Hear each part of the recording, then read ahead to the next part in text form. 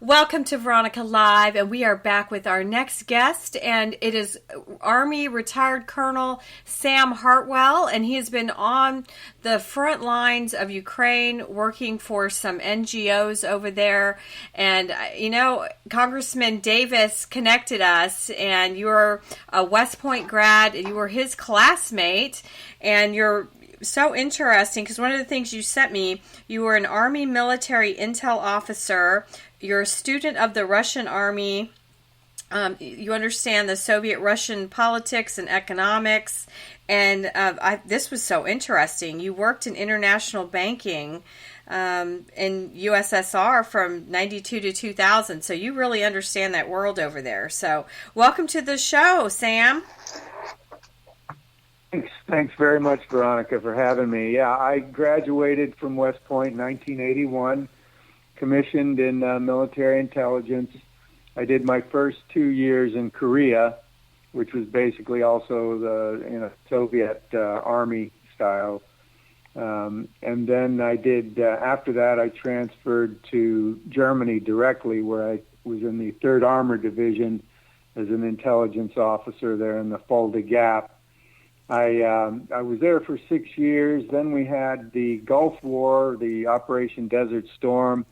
I went to that as a assistant brigade intel officer, and afterwards I got out off of active duty, stayed reserves. I went to business school at University of Michigan, and then I ended up in a job, several jobs in Frankfurt, Germany, in banking, where, as you said, I spent 8 years working in the former Soviet Union as a civilian.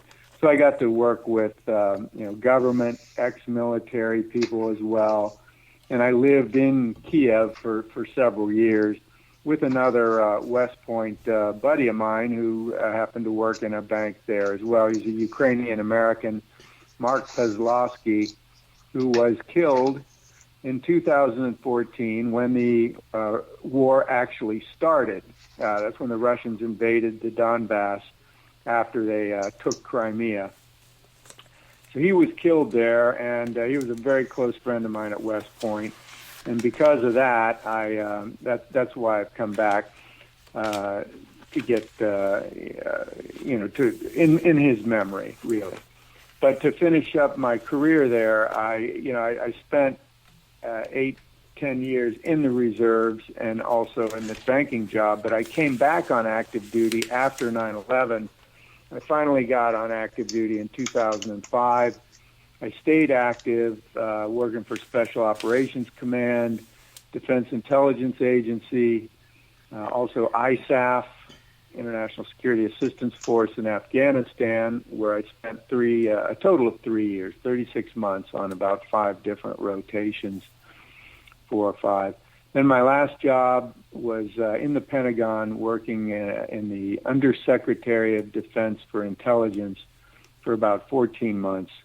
I retired and moved to Europe and thought I was just going to retire, but then this invasion came, and I was actually on vacation in Hawaii at the time of the invasion, but I started calling friends see what was going on over there, and then I found out one friend he was very close to Irpin, where the Russians were pushing in, and I said, "You got to get out of there." And I found out that his wife had actually gone blind from type 1 diabetes and needed kidney dialysis, and they had an 8-year-old daughter.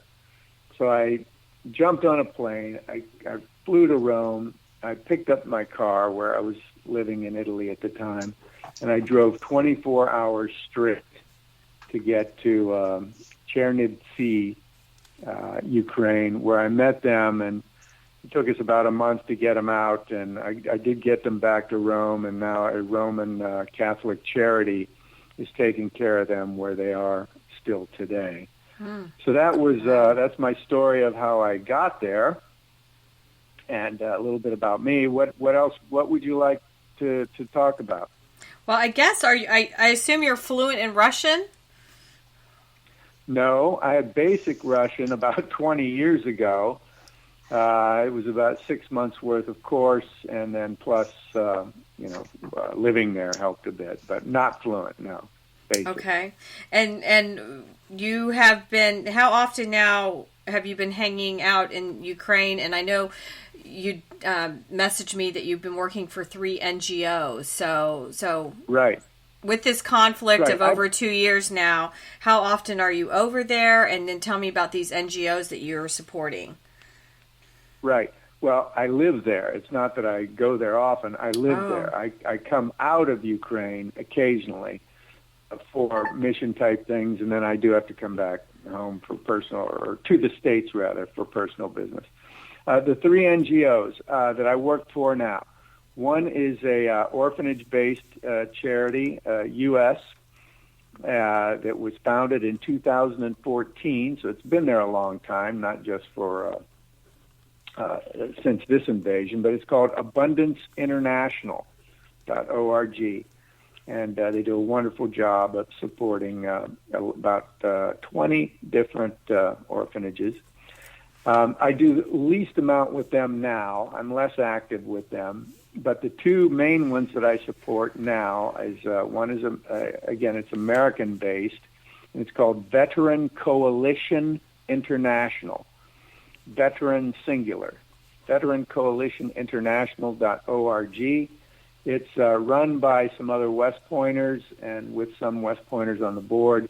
Our mission is to find monetary support for wounded Ukrainian veterans. And there are a lot of amputees needing support, but right now what I say is the main priority is the traumatic brain injured.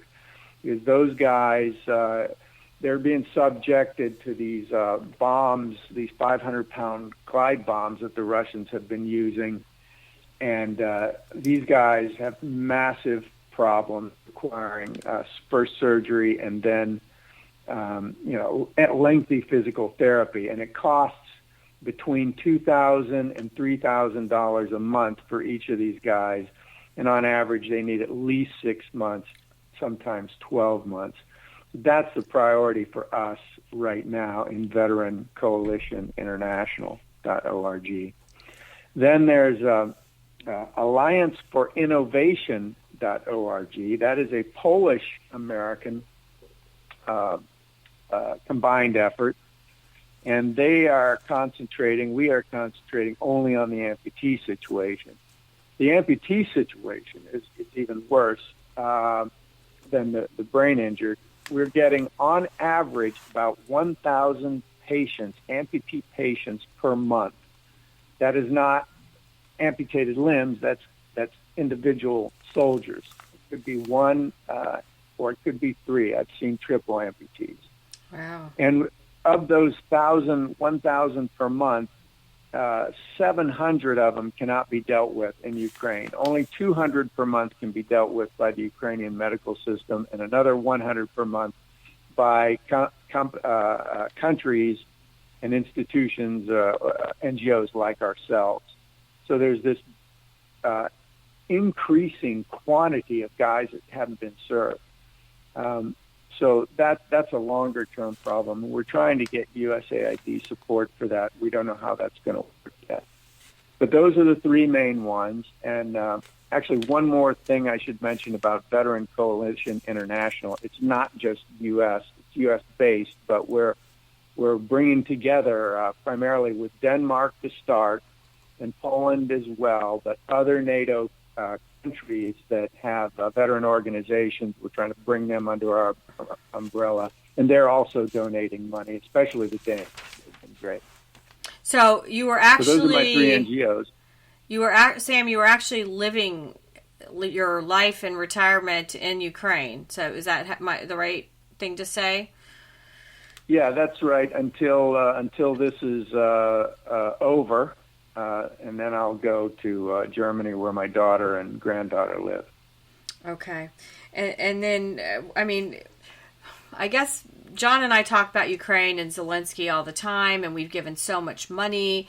Do you feel like the money, because you understand the political environment, is all of the money that America is vectoring that direction, is it legitimately being used the way it's supposed to be used? Yeah, I understand your question and the issues. Let's clarify. First of all, the money not really is cash. These are a lot of military equipment with values that have already been paid for, and these are things that we're not going to use, especially things like HIMARS missiles and Patriot missiles.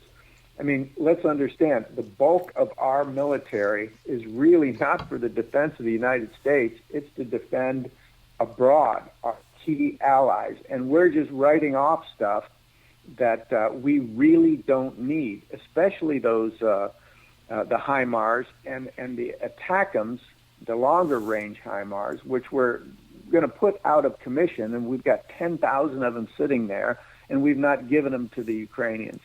So a lot of what we're given is stuff that we just don't want to use anymore. So that's not cash. Now, as I understand it, we have given, I don't know exact amounts of actual monetary support, and we've done that one-off. And we're not going to do that anymore. The Europeans are going to do that going forward because that's more of an economic-based thing, and that really is a European mission, in my opinion. So, and then to answer your question, is it being used very, very well? The Pentagon says they're on a scale of 1 to 10, Ukraine's a 12. Now, on as far as our equipment goes, as regards any cash that the Europeans and ourselves are putting in there, now you can find a crook in every government who's trying to do favors for his friends or to find some way to personally benefit from it. But I can tell you that having been in Ukraine since 1992 the first time and up until the present, it used to be a very corrupt country up until they got rid of Yanukovych back in 2014 with the Revolution of Dignity, it was called. I was still in uniform. My friend Mark Kozlowski was there, still there, and was actually part of that.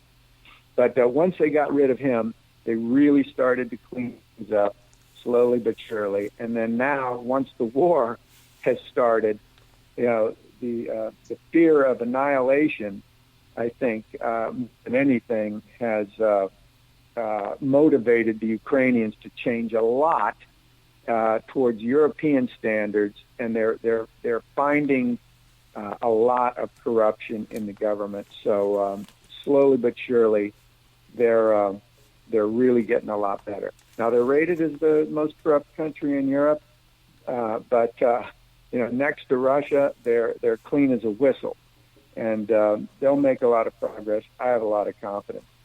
Zelenskyy himself, did you mention him, or what did you want to know about Zelenskyy? Well, that's one of my questions. Is he a good guy? Is he who Ukraine needs? Because I was reading that Ukraine has 43 million people, before this started. So I don't know how many have actually left. So is President Zelenskyy one of the good guys? Yeah, let me talk about that very quickly. Yeah, about 43 million when the war started, and then 3 million have been estimated as Russians that just voluntarily went to Russia. So that leaves you 40, and there's about 7 million more that have actually gone to Western Europe to in a refugee status, and then another, my God, I think 7 or 8 million more that have been internally displaced. But in the country now, you have about 33 million. Okay, wow, that's a lot of people. President Zelenskyy, from the beginning, he's been Churchillian in his, and he could have left early in the war as Biden offered him a way out, and when he said no thanks, I don't need a ride, I need ammunition. That really, in my mind, is what forced Biden to step up and say, okay, we've got to support these guys, and it was good leadership. Him as a manager, I really don't know, but what he needed to be when the war started up until most recently, it was outstanding. You cannot fault him a bit. Now, he changed generals recently, okay, and I can tell you from speaking with military people and civilians alike in Ukraine, people who have been close to General Zelenskyy, the previous commander, he's outstanding. NATO loves him. He thinks like a modern general, and if you ever read any of the things that he's written about what needs to be done, he's super spot on. He was at an 82% approval rating before he was fired, as was Zelenskyy at about 82%. They were equal. After he was fired, Zelenskyy approval dropped to 62, and as I'm told that it's from other people, it's really probably below 50%, frankly. He appointed another general, Syrskyi is his name, who was the defender of Kiev, and he did an outstanding job in defending Kiev. There were battles there that I could talk about, but we don't have so much time. But he's an old-style thinker, paper maps and a Soviet army kind of mentality, which, okay, that has its advantages too, because he's fighting as Soviets. In fact, these generals he's fighting against, he knows personally. But he happens to be Russian, and the Ukrainians don't like that just on a principled basis. Plus, his mom and dad are still living in Russia, which is very interesting. So to get back to the point of Zelenskyy, did he make a mistake in firing Zelenskyy? Yes, I believe so. And why did he do it?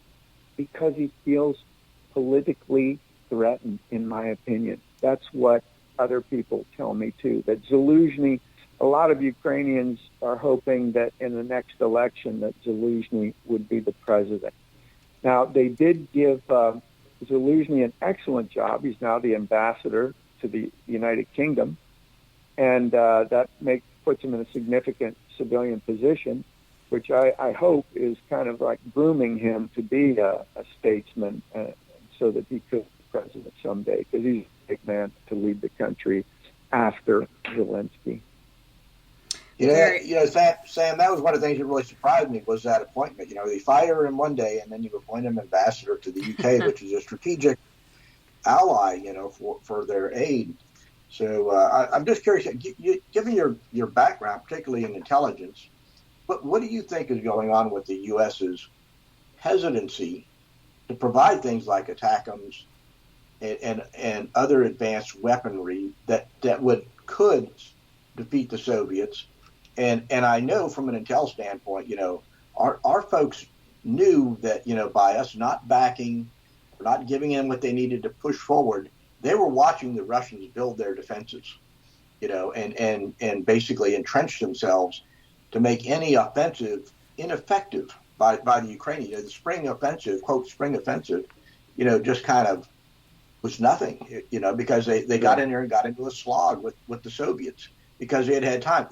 Our folks knew they were doing this. I have no doubt about it. They're watching with those satellite pictures. They're seeing these fortifications, and yet we dither, when it comes to doing something. Yeah.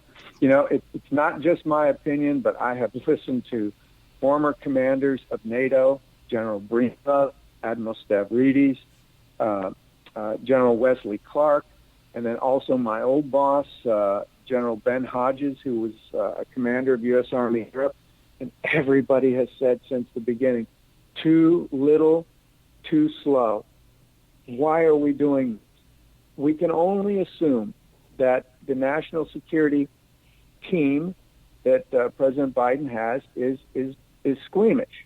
I want to be polite. I don't want to be too overt about it, but they're just too risk averse, and they're afraid of Putin.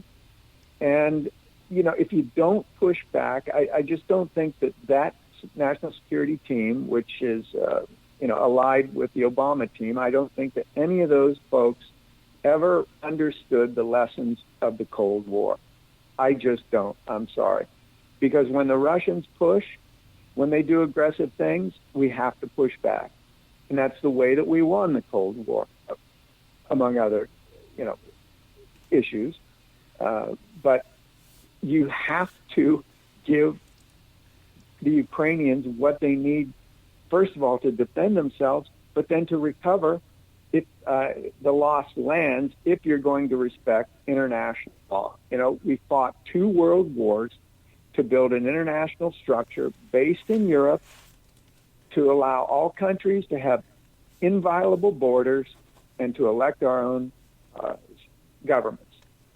And now we watched, the Obama administration do nothing when Crimea was taken, and then the Donbass, and then there were the Minsk I and Minsk II so-called, negotiations that were just a sham. And then now we have this invasion. And we knew the alarm bells were going off that the Russians would invade starting in September of 21. And then they invade in February. And what did we do? We were the first country to evacuate our embassy and the last ones to come back. All of that is a signal to the Russians that we're not, we're behaving in a cowardly fashion, I hate to say. And when we don't give what's needed until 6 months or a year or now a year and a half later, my God, what kind of a policy is that? It's not a policy to win. So are you concerned, because obviously Biden, John and I talk about this every week, that, America, we're so weak on the world stage, and he's just been disastrous in everything. Are you hopeful with a President Trump, if he wins in November, that this will help get Russia out of there? We just had a guest on earlier, and I was asking, why is there no peace envoy to Ukraine? The only person I ever hear talking about Ukraine is the Pope. I'm Catholic, and he drives me crazy a lot of times, but he does want this to end. I want this to end. We haven't even gotten into the atrocities you've seen. So, what is the answer, Sam? I mean, I know we're jumping all over the place because there's so much to talk about. Is a President Trump presidency the answer to get Putin out of there? Okay. Here's the first point is the Russians will not stop unless you stop them physically. Okay, we've seen that with all of their agreements. They'll sign agreements and then violate them repeatedly. So there's not going to be a solution until there's a battlefield solution. And the only way to do that is to give the Ukrainians what they need in the right amount, as much as they need to stop the Russian advance, to force them to come to a table. Where that will end, I don't know, because now, without weapons, my goodness, they are being outshot on artillery, and this was a month ago, 7 or 8 rounds to 1, Russians against the Ukrainians. And the Ukrainians do not have air parity, even. The Russians have air superiority. So you can't stop them. You can't bring them to the peace table unless you stop them militarily. Medvedev, who is the bulldog for Putin, the voice, said, we're not going to stop until we get Kiev eventually. And when they tell you that, you have to believe it. Okay?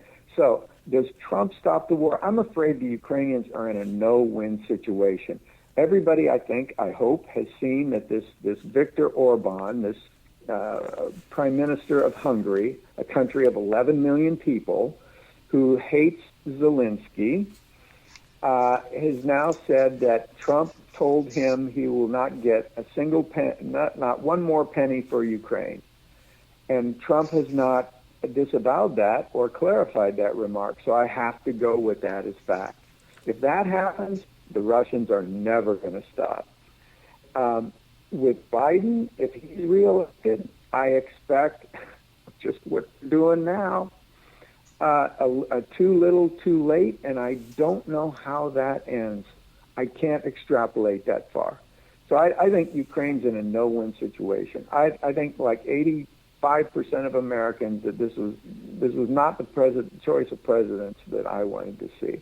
I don't have a good feeling, definitely for President Trump, unless he comes out and clarifies specifically what the plan is. But I think we know what the Biden security team plan is. More of too little, too late. They seem to not adhere to the basic tenet of war, which is break things and kill people until the other side gives up. And for whatever reason, we just seem to want to drag this out.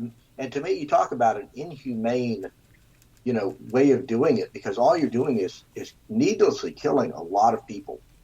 And it just drags on, and you see it with the amputees and all the people that are injured. It's the same thing. It's just fodder, cannon fodder, basically, for politicians.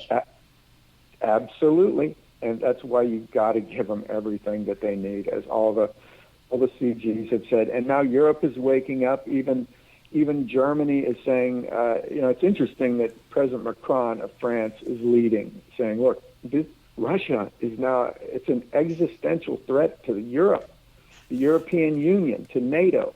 For example, if he wins here, if you allow Putin to win, for those of you that remember or know about the Chechen War, the Russians fought the Chechens for 6 years and then turned them into a rogue state aligned with them against the West. That's what he wants to do with Ukraine. If he can take Ukraine, he'll kill as many as he can, chase out the rest, deport whoever he captures to Siberian work camps where they essentially work in mines for free, and then start transplanting some of these Western Siberians back into Ukraine to turn that into a rogue state right on the border of NATO with Belarus to the north. If we allow that to happen, then we're in a real mess. And then what if the next move would be a move against the Baltic state, like Estonia, that he's already talked about? He said this is land that belongs to ancient Russia. Do you think that if we backed off from supporting Ukraine, an important NATO partner, by the way, they fought with us in Afghanistan and they fought with us in Iraq, and people don't know that, okay? If we abandon them, and he threatens a Baltic country of 2 million people, do you think that we're going to do anything there either? And if we don't do anything there, NATO's done. It's over. And I missed the fact that after Ukraine, first of all, he'll take Moldova, which is not part of the EU or a NATO aspirant, a tiny little country of 1 million folks or so with some Russian indigenous population. He'll take that. So this is what happens if you don't do something. You've got to give them everything that they need to win. Well, that was one of my questions to you was, is NATO pulling its weight, at this point? So... Well, yeah, let me say that. Now, to be precise, it is not NATO. We do not do anything together as NATO because that would be seen as an aggressive act if we speak as NATO. But individual countries within NATO providing things like Denmark, all the Baltics, Romania, Poland especially, and now and you see Sweden and Finland and all of these countries and lesser extent. Well, I'm sorry, I left out the UK, which has done a fantastic job. They are pushing all of their military equipment that they have. Some of these countries, the Baltics, Denmark, Netherlands especially, have pushed everything that they have to Ukraine because it is the forefront of a war against Europe. And that's why I keep saying, we've got all this excess stuff, ship it. So Sam, I say, yes, NATO's pulling their weight, but go ahead. Okay. Sam, how much do you think this is, and I'm a tech guy, okay? So, okay. I've been a defense contractor for 45 years, so, I develop and build systems and stuff. And one of the things that I find interesting about Ukraine is the what I'll call war experimentation. particularly with the unmanned systems and stuff. And it's almost like Ukraine is revolutionizing modern warfare. Do you think there's any aspect of that in the U.S. military where, you're an intel guy, so how much do you think the U.S. military is sitting here looking at this and saying, hey, this is a great experiment where we're actually experimenting in real time with real people and real weapons and stuff, where it's not an exercise anymore. They're actually sending drone ships and destroying the Russian Navy ships, So I'm just curious. I'm sure we're taking lessons out of this, but is that helping drive this war? We're watching and learning. First of all, the drone warfare is moving so fast, and the Ukrainians and Russians are making, adjustments and workarounds to their technology. When I mean adjustments, I mean capabilities of what the drone can do, and then how it can avoid, let's say, electronic warfare measures, and then there's countermeasures. That technology is moving so fast that the U.S. drones that have been supplied so far are now useless. They can't even keep up with the technology. So the Ukrainians are building now in Ukraine 1 million a year. That's the total production capacity. There's over 200 drone producers, from guys in garages to the two biggest companies. And they're all coming up with these incredibly innovative things. Now, as for the Navy side of it, I'm not so well versed in that. I've seen what's going on, and I think there's definitely lessons for Taiwan in there more than anyone. But I do think also in the new infantry battalions that America will create will definitely have a drone component. And an electronic warfare component, in addition to carrying their own, SAM Stingers, for example, and also the Javelin. I mean, the Javelin has been an incredible technology that really helped out in the early days of the war to destroy a lot of tanks. So we're learning a lot, and I think. And by the way, that the Ukrainians love the Bradley. The Bradley is their number one favorite system of all systems as far as infantry fighting vehicles go. And I've seen a Bradley recently take on a T-90 and shred it with its 25 millimeter cannon. And then I spoke with a couple of guys that I've known for years who are in the Ukrainian Special Forces. The Bradleys especially, they love it because the survivability. If it gets hit, the guys all live, and they can pull the vehicle and repair it.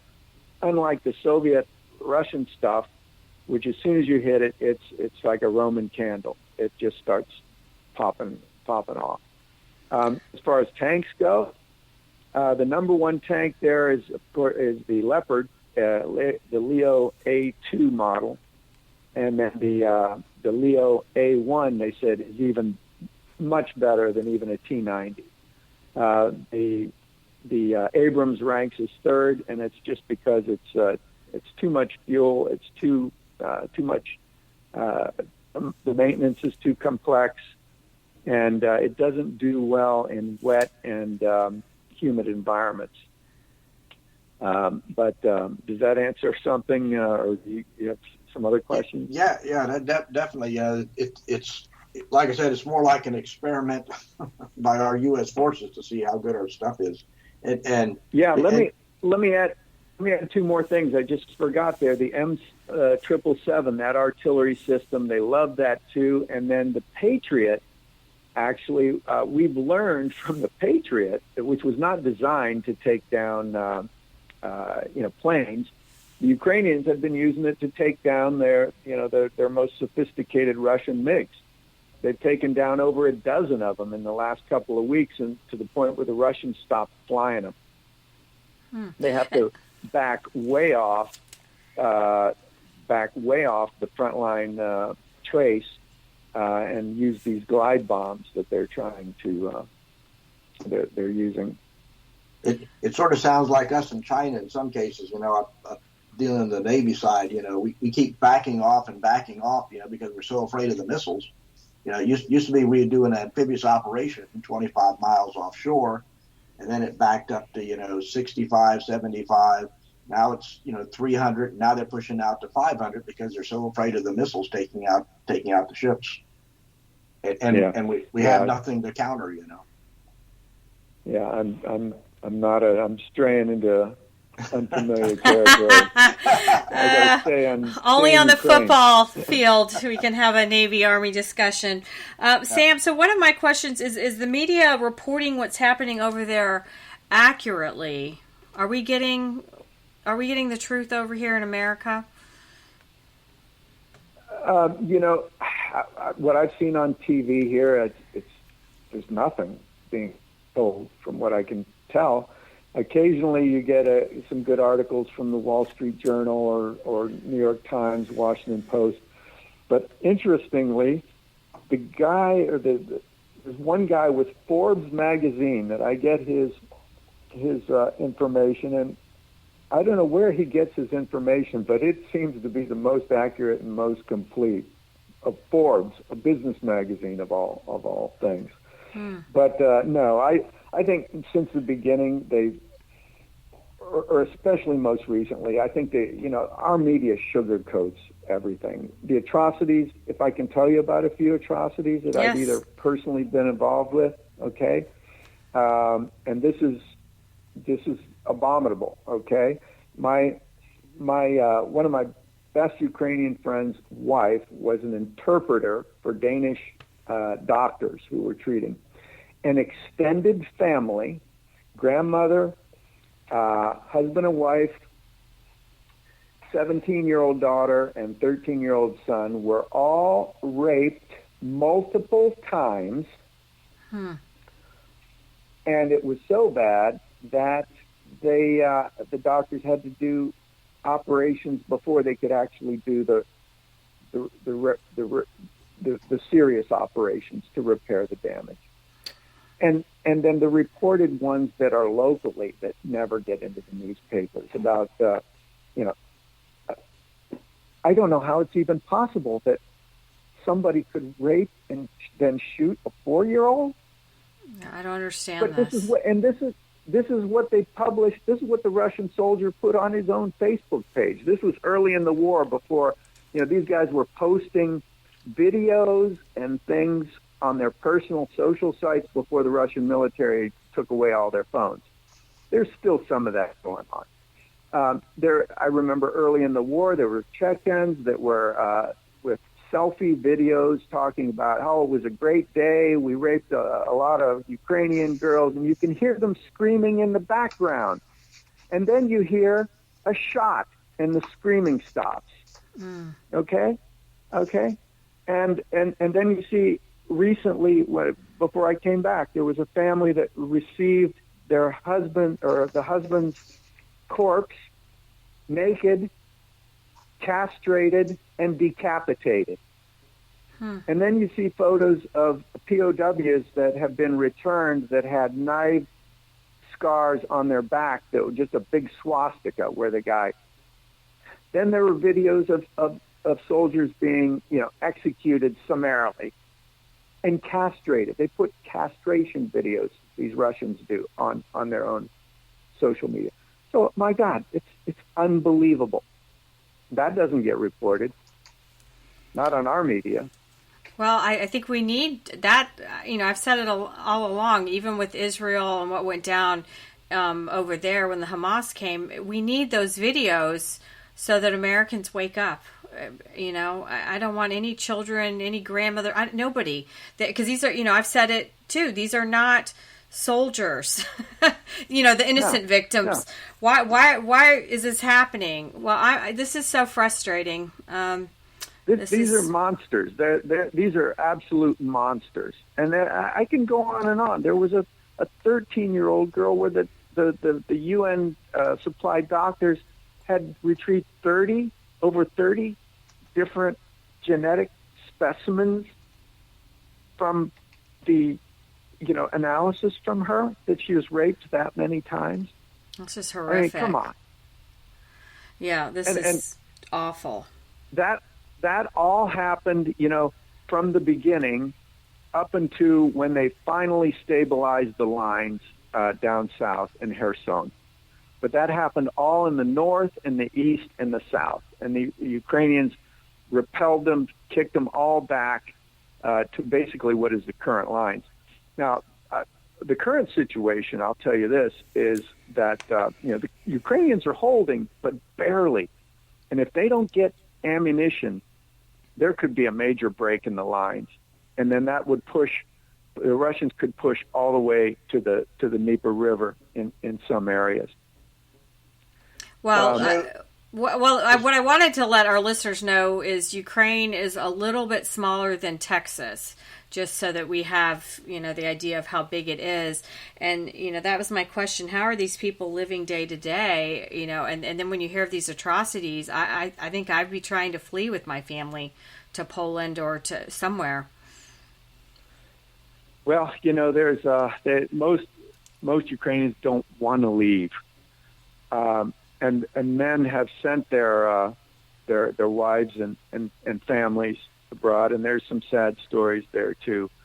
But for the most part, now as by the way, the Russians have not advanced very far in over a year. I mean, the last time I did a frontline trace was just over a year ago, and I was as close as 2.5 kilometers from the actual shooting. I mean, you can hear it and everything, but I did a frontline trace of about 80 kilometers down south, and the Russians have not moved very far.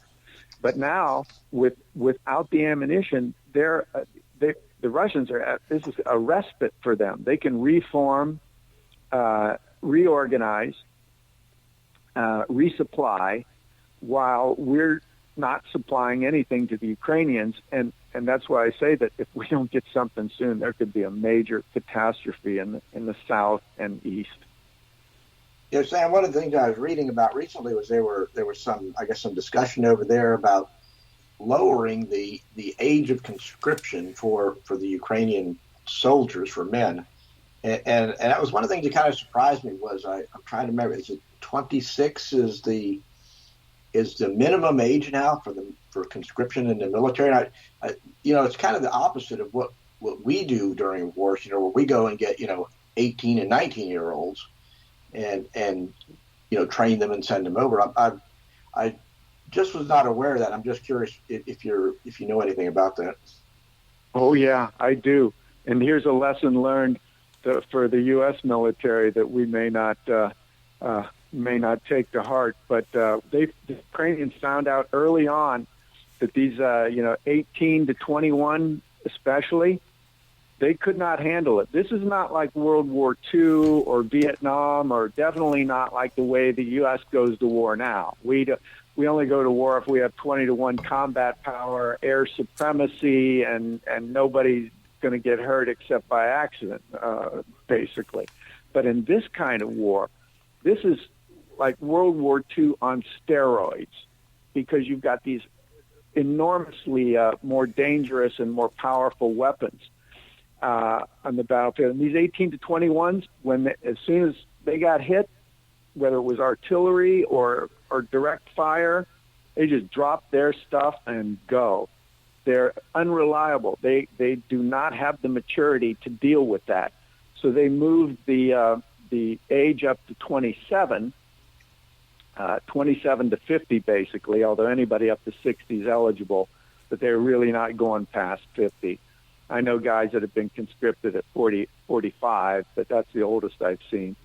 And then recently they did drop it to 26. That's correct. It's interesting because some of it almost sounded like they're talking about because they don't have the ammunition and they can't really make the offensive moves they want to, that they're digging trenches. I mean, it almost sounded World War I-ish kind of thing, where you're trench warfare, one side against the other over some. I guess the region's a little wider now because of the missiles and drones and stuff, but it almost sounded primitive to me from a warfare standpoint.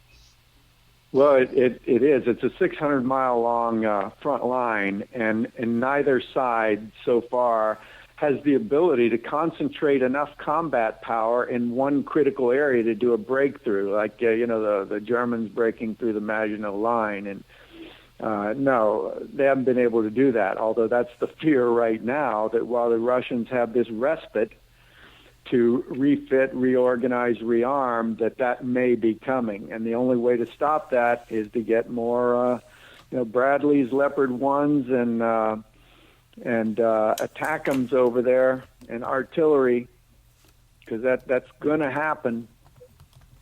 So, Sam, you should be enjoying your retirement days.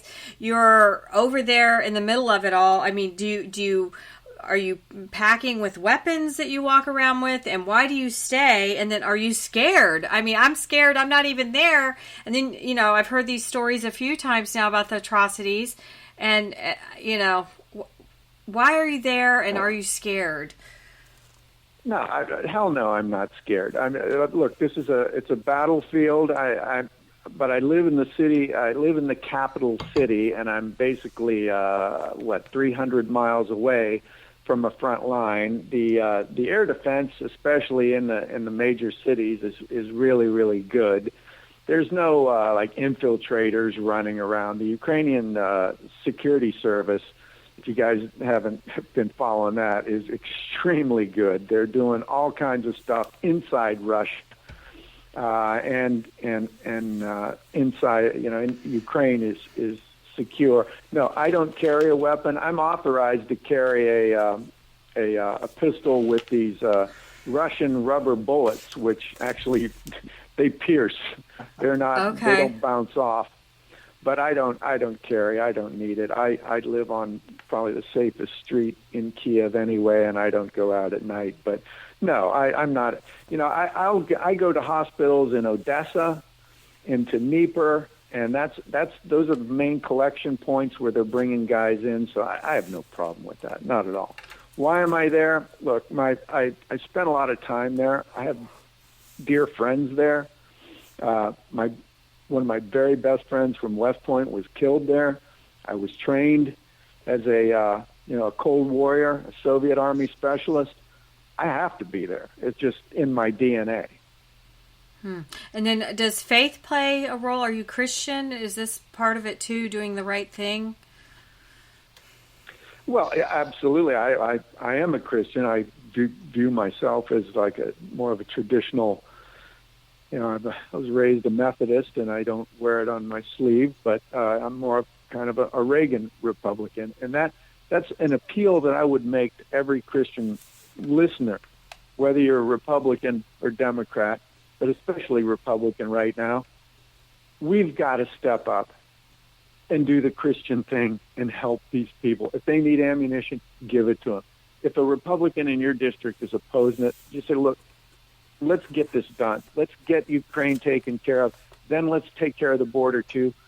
I'm all for, the border is completely out of control, but comparing those two issues as, one has to be tied to another, that's exactly the wrong way about it. I think in the worst case that if Biden is elected and he allows this ridiculous, border invasion to go on, which I don't think he would, but if he was that stupid, then in 2 more years, both houses would flip to the conservatives. You're seeing it already. You see it in San Francisco even. Mm-hmm. Where was I going with that? I'm sorry. It was about being a Christian and tying it all together. Yeah, because and on the Ukrainian side, it's the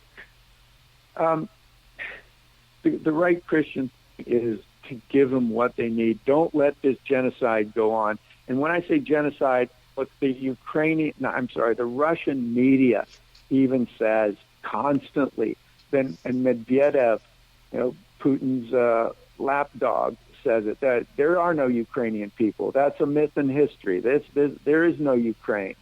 And they're white. When the Russians attack a city, they hit the hospitals, the churches, and the cultural centers, and then they loot also what's left. So it is in fact a genocidal war, and we said a long time ago, never again. We're not going to allow this to happen. But look what's going on. So I would ask people, just go tell your conservative politicians, this new right Christian wing of the party, let's do the Christian thing and get them what they need. So one more question before you can wrap it up for us is, everybody keeps talking that we're on the verge of World War III. Where do you stand when it comes to that? Well, yeah, I perfectly agree with that. We are on the edge of World War III. There are too many parallels between the late 30s and now. And even the German president about a year ago had said that the analogies between the rise of Hitler and the rise of Putin can't be ignored. He used the same playbook that Hitler used to come to power and then to prosecute a war that he wants to wage. And the way, and when people think of World War III, they think of the Hollywood nuclear exchange. No, there's not going to be any nuclear exchange. Those guys, Putin especially, he has 6 kids by 2 different women. He loves his family, and he controls about $200 billion worth of assets. Those guys don't want to die. They're not crazy. That part is ridiculous. But as a World War III, or let's call it a third European war starting, if he takes Ukraine, as I already said, the next step is Moldova, which is easy. Then the next step is the Baltics. And it wouldn't be a traditional land war of what you think of, the massive tanks going, because the Russian army has already proved that, first of all, they don't have the men to wage such a war. They don't have the equipment or the logistics systems to wage such a war. What would they do? They're going to rely on missiles and drones. That would be the way to start a war against the Baltic, for example. Or if Poland responded, then Russia would respond with missiles, and then we'd be in an Article 5 situation, and that's the way the European war starts. Then with China and Taiwan, you add that to the mix, and China then would do, okay, Europe's busy, America's busy, and then they start however they're going to take Taiwan, and then all of a sudden you are in a global war. And I'll just do one quick aside on Taiwan, because people always talk about, what's the American military going to do? The Chinese, I think, will get to a point where they'll be able to effectively surround the island, embargo the island with enough military power that then they can point to the U.S. and say, look, do you really want to start a war? Because you're going to have to shoot at us first. We're not going to shoot at you. So if you really want to start the war, shoot at us. If not, then stay away. And I don't think we'll do that. Anyway, that's my 2 cents on Taiwan. But, Sam, that's kind of what I've read. Same type scenario there, that the Chinese would their initial move would be very quick and powerful, and we would dither long enough to where the escalation cost would be so high that we would basically back down. Yeah, I don't see it happening. But Europe, I do see it happening very much. I mean, if you look at the Russian history, they've always been encroaching westward, and especially after World War II. Look at all the additional territory they got, the Baltics, the enclave there in the old Königsberg, the old Prussian area, and eastern Poland became part of Belarus and Ukraine.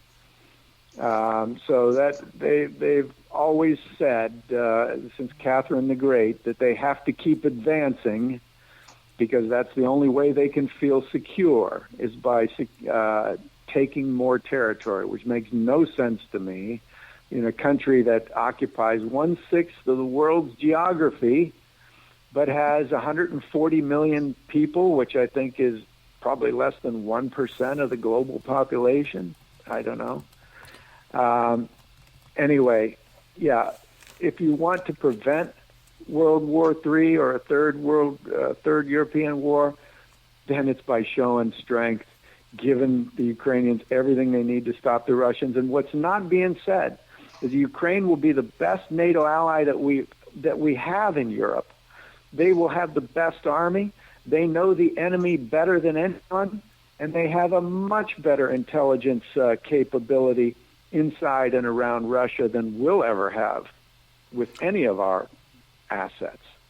So there's another strategic reason for us to robustly support these guys and help them win. What does win mean at this point?